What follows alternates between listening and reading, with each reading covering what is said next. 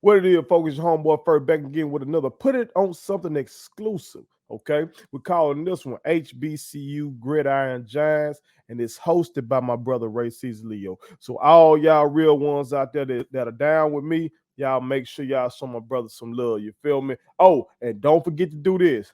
Subscribe, subscribe, subscribe. It costs you nothing to hit that button. But I hope y'all enjoy it. You feel me? Put it on some. Welcome in, everyone. HBCU Gridiron Giants is the name of the show. We thank you so much for joining us. I am your host, Ray Coleman. We're going to have a good time on this show. Brand new show to the platform, by the way. We're going to talk about legends from the gridiron of historically black colleges and universities that went on to make a major impact and shape the landscape that is the NFL. In my state, Mississippi, we have such a rich history when it comes to football, man. We can really boast and brag that we have two, maybe even three of the top 5 to 10 players to ever do it in the NFL. And two of them for sure came right here in Mississippi, HBCUs. We're going to talk about some of those players, well known household names, probably, but some of these names may be before your time, and you may not have heard of some of these guys either. So that's why I'm here. To educate, and let's just have a real conversation about it and have some fun with it. You may not agree with my list of guys and where I rank them, but I think when you hear their numbers, their accomplishments, I think what you're going to find is, man, these men have left their name, their mark on the shield that is the NFL. And I can't think of a better way to start than with this first gentleman. I can remember as a kid growing up in Port Gibson, Mississippi, 2 years, maybe even 3 years in a row. I chose to be this man for Black History Month because, one, I thought his uniform was so cool. I loved his nickname. But also, I love the way that people spoke about him here in Mississippi, and the impact that he just had on the game of football. I'm talking about the one and only Walter Payton. Sweetness, as you all know him, Jackson State legend, Chicago Bear legend, NFL legend, Walter Payton. So let's get into it, man. Walter played at Jackson State University from 1971 to 1975. He will go on to be drafted by the Chicago Bears, and then go on to rewrite the record books and leave his indelible mark, both on and off the field. And we'll get into that right now. We'll start, though, with his collegiate career at Jackson State University. You know, Mr. Payton came up at a time where, your talent maybe didn't get you that who's who household name, and for sure didn't get you those scholarships to those who's who schools. Notre Dame, your Florida States at the time, your Alabamas perhaps. Um, Walter Payton didn't get that. He was a superior talent, but because of his skin color, we'll have to be real about it. Him being an African American, he did not get those looks to those bigger institutions. So he decided to stay in state. Play at Jackson State University. And Jackson State University was blessed to have Walter Payton. And I think what you'll see as his career went on, he drew attention to that institution. And that institution is much better for it to this day, thanks to Mr. Payton and his accolades and accomplishments from college throughout. In college, all he went on to do during his time there was rewrite history books, both at Jackson State and across the NCAA landscape. Set an NCAA scoring record during his career for most points, 464 points in a career. That's unreal. Led the nation in scoring in 1973. He still holds 9 records at Jackson State University, that according to the Mississippi Sports Hall of Fame and Museum. And he was a College Football Hall of Fame inductee, rather, in 1996. Is also in the SWAC Hall of Fame, the HBCU Hall of Fame, you name it, and also in the Pro Football Hall of Fame. We're going to get to that right now. Again, when you talk about Walter Payton at Jackson State, maybe certain people hadn't heard of him because he played at Jackson State in the Southwestern Athletic Conference. But clearly, the scouts of the NFL did their due diligence, did their homework, because they understood how special that young man at the time was going to be. So special, in fact, that Walter Payton was drafted 4th overall. So, regardless of what people might have had in their mind as a preconceived notion of black college football, the NFL took notice to his superior talent, right? And what they also found out that he had a superior character inside as well. Drafted, like I said, 4th overall in 1975 by the Chicago Bears. He retired as the NFL's all-time leading rusher in 1987. 726 yards. That's still good enough for second place today. He retired as the all-time leading rusher, but my guy Emmitt Smith passed Walter Payton and became the all-time leading rusher. So Walter is number two right now. 125 total touchdowns in his career. That's amazing as well. By the way, that's good enough for 11th all-time for a non-quarterback. 110 of those touchdowns were rushing touchdowns. So, like I said, man, just a special talent at that running back position. He set 4 NFL records during his career. 4 records. He's a 1985 Super Bowl champion. We know that team. Some of the legends on that team, including their head coach and Mike Ditka, Mike Singletary, who was a Defensive Player of the Year, Pro Football Hall of Famer, Refrigerator Perry. They had some unbelievable defensive talent on that 85 Bear squad. I know some of my older folks who are watching this, they remember the Super Bowl Shuffle. From what I understand, it was filmed before they actually won the Super Bowl, man. So that's how special that team was, the confidence that they had, but also just the superior talent that they had as well. Inducted into the Pro Football Hall of Fame, the ultimate accolade in 1993, unanimous, obviously, first ballot Hall of Famer. When you have set the all-time rushing record, that tends to happen. But here are 2 things that I want to focus on with Walter Payton. Why I think, in my personal opinion, this is just Ray's opinion now, he is definitely the greatest running back to ever play the game. Like I said, I'm a Dallas Cowboy fan. Anybody who knows me knows that. But I am not crazy enough to think that Emmitt Smith is better than Walter Payton. Walter Payton, to me, is the greatest running back of all time. And I can make the argument he is even the greatest player of all time. I'm going to make that argument here a little bit later. But first, I want to focus on 2 accolades that I think kind of paint the picture of who Walter Payton is as a man, both on and off the field.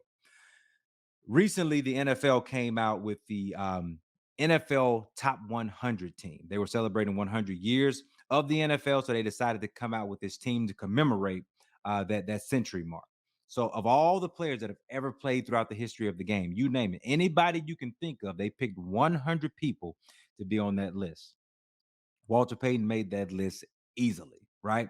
Because of some of the things that you've already heard me say, some of the records that he broke, the things that he did during his era versus his contemporaries. Um, but also, I think what he did off the field cements him as just the legend, not a legend, but the legend in all of football. The Walter Payton NFL Man of the Year Award. I'm going to read this just so I make sure I get it right. The NFL Walter Payton Man of the Year Award is considered the league's most prestigious honor.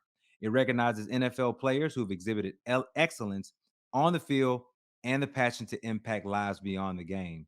Um, Look, man, it's one thing for you to be able to go on the field every Sunday and dominate the game. Walter Payton absolutely did that. But the mark that he left with his philanthropy, with his mentorship to people in the Illinois state, the Chicago area, back home here in Mississippi, the things that he did for people off the field still reign supreme to this day.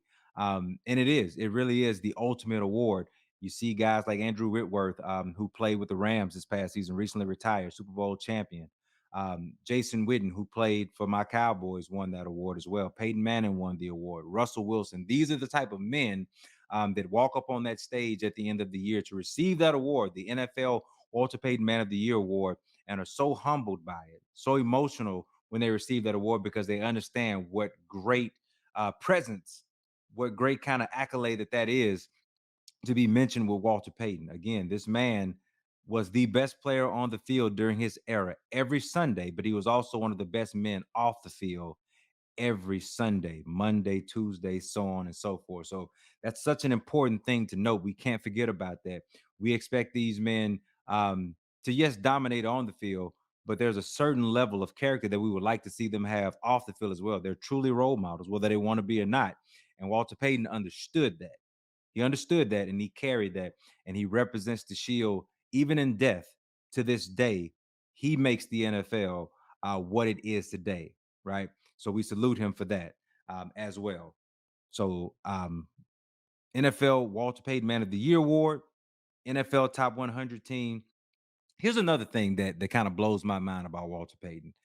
In his entire career, right? He had a long career. From 1975 to 1987, this man missed one game. One game. that he was eligible to play, he missed one game. That's unheard of in today's game. When you're talking about running backs missing half the season, I don't want to call out any names when it comes to that because I don't want people to think I'm taking shots at them. I'm going to do some comparisons a little bit later, so I guess I'll have to. But there are running backs that, since they have been in this league, have not been able to play a full season. We know who they are. One plays for my team. One plays for my team. Um, but also, Walter wanted to be in those games, whether he was hurt, even if he was injured, because there is a difference. You can play hurt, you can play injured. He was in all of them. He missed one game due to injury his entire career. That goes to show the dependability, the type of leader he is, because he understood that he was a huge, huge portion to his team's success. And what I mean by that is this. We'll get right into that part. Here's another reason why I say Walter Payton can be considered the greatest player to ever play the game. The 1985 Bears. I talked about some of the legends on that team. Mike Singletary, Refrigerator Perry, Rich Dent, also in the Hall of Fame. Mike Dicker, their head coach, Buddy Ryan, their defensive coordinator, all of those guys who made that thing tick. You haven't heard me mention an offensive guy yet.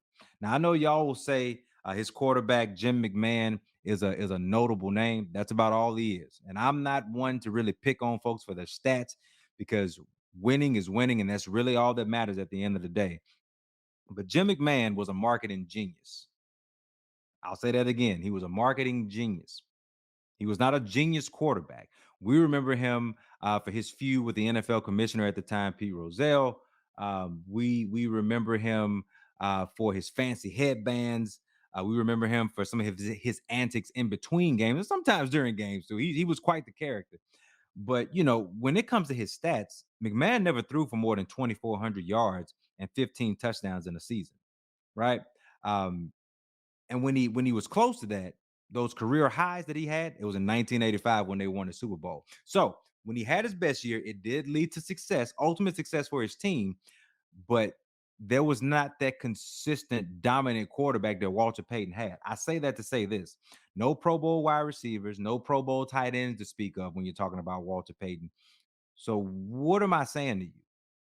I'm saying that every Sunday, everybody on the field, everybody in the stands, the coaching staff, the folks watching at home, anybody that knew the game knew that Walter Payton was the guy to stop. They planned for him all week. The defensive coordinators couldn't sleep at night. The defensive players understood what the assignment was: stop 34. And they still couldn't do it. You stack 8, 9, maybe even 10 in the box, who knows? They still couldn't stop this man when everyone knew that he was supposed to get the ball. That's what I mean. With the exception of maybe like Barry Sanders, when we're talking running backs, and I'm just speaking from like more of a modern era. So I don't want to go back to like the Jim Brown era and things like that, because Jim Brown was a beast as well. Mr. Brown, much respect. But maybe like Barry Sanders had that same type of expectation to carry a team on his back offensively. You know, that's really the only running back that I can think of that had that sort of responsibility. My guy, Emmitt Smith, had a wealth of talent around him. So we can't even make that comparison when it comes to him. Thurman Thomas, same thing, up in Buffalo, had a wealth of talent around him. So Walter had the ultimate responsibility of generating the offense. He really did. He had that ultimate responsibility. When you compare him to the running backs today, I think Walter Payton is a running back that can play in any era because he can do it all. He really can. I'm talking about his rushing prowess, and rightly so. When you compare him to guys like Derrick Henry, who's entering his 7th season, he has 3 1,000-yard seasons. He did have that monsters season in 2020 where he had over 2,000 yards, but he only played 8 games in 2022. Again, we're talking about speaking to that longevity, that durability, the Iron Man that is Walter Payton. Alvin Kamara. I use this comparison because Alvin Kamara has no 1,000 yards rushing seasons, but he's a really good receiver at the running back position, a definite mismatch. But Walter Payton averaged 9.2 yards per catch for his career. That's better than Kamara's 8.7. Now, he doesn't have nearly as many catches as Kamara would have for his career and season by season either, but that really wasn't their offense because, again, you got to remember they didn't have the quarterback to play that style game. Imagine if Walter Payton played with Dan Marino. Not even Dan Marino, because that's one of the greatest quarterbacks ever too. Just pick somebody, Boomer Esiason. Think about if he had like a legitimate, a real, above average quarterback. The passing game expands with Walter Payton as well, because now you have to play honest and you have a receiving threat coming out of the backfield. Excellent blocker too, by the way. Dalvin Cook is a decent comp when we're talking about these numbers. 3 1,000-yard seasons, but he misses 2 to 3 games a year. But 3 consecutive 1,000-yard seasons. That's very impressive nowadays, right? To have a running back who can have that sustained 1,000-yard mark is the real deal. Let me tell you about Walter Payton, folks. I want you to hear this one. I just bragged about 3 1,000-yard seasons, right? Walter Payton had 6 straight 1,000-yard seasons before the 1982 season. What happened in 1982, you ask? Well, folks who were watching the game and who know the history of the game. I was born in 84, so I can't even act like I was there to prove it, but that was a strike year. That's the only thing that kept Walter Payton from having yet again another consecutive 1,000-yard season, because he was on pace to have that again. If it were not for that strike year, he would have had 11 consecutive 1,000-yard seasons, because he had 6, the strike year happened, and then he had 4 more consecutive 1,000-yard seasons. That's amazing. That's amazing, man. When you talk about that type of longevity at the running back spot, where, people can say the game has gotten softer now, I guess, because they don't allow people to touch receivers and you can't hit the quarterback. Well, you can still hit the running back. That's never going to change. You're always going to be able to light up the running back. And at the end of the day, Walter Payton played in a very physical era. The 80s were tough, man. The 80s were physical. Go back and watch it. You don't have to believe me. You're going to hear me say this a lot on this show. YouTube. It's a tool for all of us to use and learn. It's a video encyclopedia Britannica. All right. So go check them out. You will see power, raw power. You will see speed. You will see determination. You will see a guy who never goes down on first contact. And you'll see one of the most gifted athletes that the game has ever seen. That's who Walter Payton was. That's who he was to us here in Mississippi. That's who he was to the NFL. That's who he was to anybody who was a football fan. So, as we recap, Walter Payton, Jackson State legend, NFL icon, both on and off the field, one of the greatest players to ever do it, no doubt the greatest running back to ever do it. Ask his contemporaries, ask the guys who play running back now, ask the guys who play running back right after him, ask them all who they want to be like, and they'll say Sweetness, because the man had the gifts on the field and he had the heart, the spirit, the true embodiment of what the NFL wants to be. That's who Walter Payton was. And we're blessed to have seen him play. If you were of that age, if you're able to go back and hear those stories about him and listen to his family share those stories. I'm blessed to have worked in television here in Mississippi, where I met his brother. And I've met guys who saw him play live and met him and told those stories. And it's just, it's a unique experience, man. It really is, to know that a legend walk the same spaces that you and I have been in certain times, and was a real guy, a down-to-earth man, but a superior talent. One of one, as we like to say. So there it is, man. Episode 1, Walter Payton, the GOAT for me, man. So hope y'all enjoyed it. Come back with us next week. We're going to have a really good time, because my favorite player growing up, we're going to talk about next week. We talked about Jackson State. We're going to stay in state. Trust me, don't worry. We're going to get outside of the SWAC too on this show. We're going to cover all HBCUs, but I had to follow up Jackson State with their in-state rival in All-Core State. It would only be fitting. And a guy who simply goes by Air. So stay with us, man. Come back next week. We'll have a great time. Until then, peace and love. My kids wanted me to tell y'all to make sure you subscribe to my YouTube channel, follow me across all social media platforms, like the videos, and share them. Did I forget anything? And turn on the post notifications. Y'all heard them. And also, visit statementtees.llc.com and shop with us. That's Statement Tees. Every t-shirt you wear makes a statement.